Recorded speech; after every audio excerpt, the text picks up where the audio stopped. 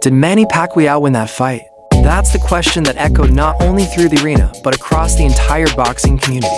The moment the final bell rang, it was on the lips of fans, journalists, fighters, and commentators alike, as the tension lingered in the air, and the judges' scorecards were read out loud.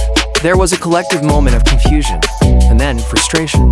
Many people watching, both in person and from home, had no doubt about the outcome. The man they saw controlling the action, dictating the tempo, and landing the sharper punches was Manny Pacquiao. For many, it wasn't even close. The surprise wasn't in Pacquiao's performance, it was in the result. And for veteran broadcaster Jim Gray, there was no gray area. His response was quick, blunt, and without hesitation. I thought Manny Pacquiao won. Yes, I did.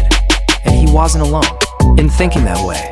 As the dust settled and the initial shock wore off, a chorus of voices began to rise. Voices from all corners of the boxing world, and they all seemed to be singing the same song. They believed Pacquiao had done more than enough to win, not just edge it out, win it convincingly. This wasn't about fan loyalty or nostalgia. It was about what unfolded in the ring that night. It was about clean punches, control, aggression, and ring generalship. But the judges disagreed. And just like that, what should have been a triumphant night for a boxing legend turned into yet another controversial chapter in the sport's troubled history with judging. This wasn't just another fight. This was supposed to be a farewell, a final bow from one of boxing's most celebrated icons. Many predicted that Pacquiao, at 46 years old and for years removed from his last fight, would be outclassed and outgunned by the younger, fresher Mario Barrios. The narrative going in was that Pacquiao was walking into a mismatch. But what played out under those bright lights couldn't have been further from the script. Pacquiao didn't look like a man past his prime. He looked sharp. He looked fast. He looked like someone who still had something left in the tank from the first bell. He showed why he's revered across generations. He wasn't just holding his own. He was taking the fight to Barrios. Yet somehow, when the final decision was announced, all of that was ignored. In the hours following the controversial majority draw, opinions started flooding in, not just from casual observers, but from experienced fighters, analysts, and insiders who've spent their lives inside and around the ring. Former two-time world champion Shawn Porter was one of the most vocal critics. From his vantage point, Barrios didn't convincingly win a single round.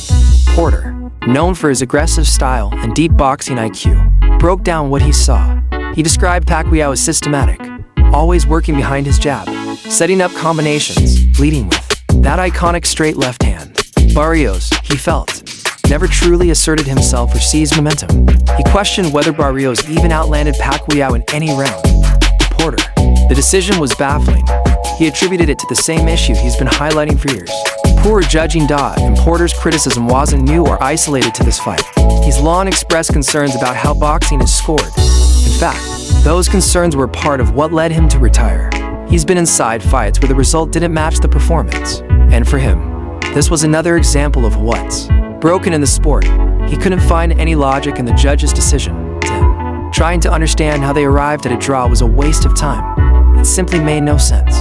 Porter went as far as to say that incidents like this reinforce his decision to stay retired and focus his energy on advocating for change, real change, in the way boxing is officiated and judged. Chris Algieri, a former champion in both boxing and kickboxing, also weighed in with a similarly frustrated tone. While Algieri acknowledged that the fight had competitive moments, he was adamant that Pacquiao was the more effective fighter. He was surprised, even impressed, at how well Pacquiao performed for all 12 rounds. Algieri admitted he didn't expect the aging legend to keep up the pace, but Pacquiao did. Until the final round, he looked fresh, focused, and dangerous. Barrios, on the other hand, seemed stuck in neutral. He had his moments, sure, but never strung together enough consistent offense to tip the scales. Algieri even noted that Barrios lacks swagger, that intangible confidence that helps sell your work to the judges. He fought like a man unsure of himself, according to Algieri, and that, in a close fight, makes a world of difference. When the subject of a potential rematch came up, Algieri didn't mince words. He believed that if there's going to be a second fight, it's Barrios who should be chasing redemption, not Pacquiao. In his eyes, Pacquiao had already proven himself. He showed the world that, even at 46, he could still go toe-to-toe with younger fighters. Barrios, on the other hand, failed to seize the moment and should be the one demanding another opportunity to get it right. Keith Thurman, another fighter who's been in the ring with Pacquiao, had his own take. Thurman knows exactly how dangerous Pacquiao can be. Even in the twilight of his career, he expected Barrios to come in with a sharper game plan to exploit Pacquiao's age and ring rust. But as the fight went on, Thurman saw the opposite. He felt Barrios missed critical opportunities, particularly in the later rounds. As Pacquiao began to slow slightly, as any 46-year-old would, Barrios didn't ram things up. He didn't push the pace. He didn't capitalize. To Thurman, that was a huge mistake. It showed a lack of killer instinct, and it cost Barrios the chance to make a definitive statement. WBA title holder Gary Antoine Russell also shared his perspective, and once again, it echoed what so many others were already saying. He believed Pacquiao deserved a split decision win, at the very least. Russell's analysis was simple, but sharp. Barrios wasn't active enough. He spent too much time waiting, looking for perfect shots instead of taking the fight to Pacquiao.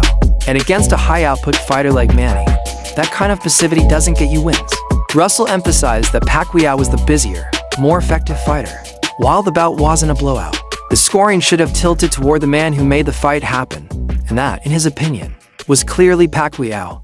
Sean Gibbons, Pacquiao's longtime advisor and representative, was visibly emotional. After the decision, he couldn't believe what he'd just witnessed. He had Manny winning by several points going into the final rounds, and when the draw was announced, he was left shaking his head. Gibbons recalled feeling stunned, not just because he believed Manny had won, but because this wasn't the first time the legend had been on the wrong side of a controversial result. To him, it was another example of how boxing often fails its own stars. Pacquiao had done everything right. He prepared, he fought hard, and he delivered a performance that few thought he was still capable of. And yet, the judges didn't reward that. In the aftermath, a familiar and troubling pattern emerged. Fans and analysts from all walks of life began questioning the state of boxing judging once again. And this time, the conversation centered around one key issue. How could a fighter put on a performance like that and still walk away without a win? It wasn't just about Pacquiao. It was about credibility, about fairness, about how the sport can't keep getting these moments wrong if it wants to retain the trust of its audience. Brian Custer, a seasoned broadcaster and analyst, added more fuel to the fire. He believed that Manny didn't just do enough to win. He controlled the fight. According to Custer, Pacquiao set the rhythm, dictated the tempo, and forced Barrios to fight at his pace. That's the hallmark of a ring general. Barrios, instead of pressing forward and taking control, was too respectful to hesitate. He allowed Pacquiao, a man 16 years his senior, to set the terms. And in Custer's eyes, that kind of deference was a mistake that the judges should have punished on the cards, not rewarded. Even Jim Gray, always measured and professional, let his frustration show. To him, it was simple. He saw a clear winner in Manny Pacquiao. The fact that the judges couldn't come to the same conclusion left him baffled. He expressed deep concern about what this meant for the sport. It wasn't just a bad call, it was a missed opportunity to reward a fighter who had defied all expectations. Pacquiao had done something incredible, and yet, the sport failed to honor that. The respect for Pacquiao wasn't limited to veterans or pundits. Rising star Carmelo Modone, a promising young fighter under Floyd Mayweather's wing, also shared his take. He praised both fighters for putting on a great show, but admitted that in his heart, he felt Pacquiao had done enough to win. Even though he said he wasn't mad at the draw, he made it clear that he thought Manny had edged it. That kind of sentiment, coming from an 18-year-old future champion, speaks volumes about the respect Pacquiao commands across generations.